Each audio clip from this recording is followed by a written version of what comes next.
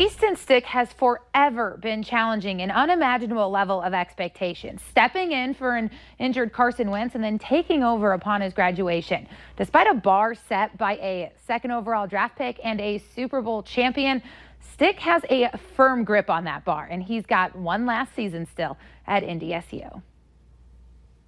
With a 34-3 record as quarterback at North Dakota State, senior signal caller Easton Stick is back for more.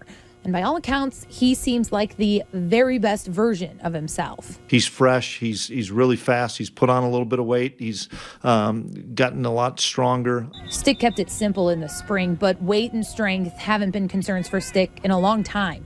Instead, he's been able to focus his efforts on some finer details. Being a little bit smarter situationally, understanding when to put your body on the line, maybe when to take a chance, when to get down, some things like that, taking sacks. I took some bad ones last year that I think we can kind of avoid this year, being a little bit smarter with the football. It's also been about the schemes, the tweaks, the nuances, the ticks in his opponents.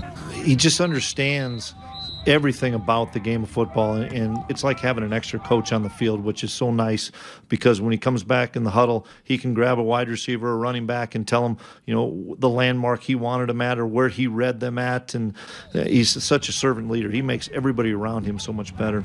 In his attempt to help the entire team, Stick brought back some great insight from his time with the Manning family this summer in Louisiana.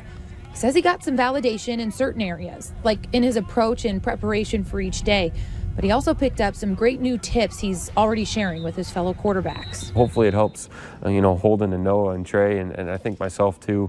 There's a bunch of, small details that, we can put a bigger emphasis on that I think are really going to be beneficial this fall.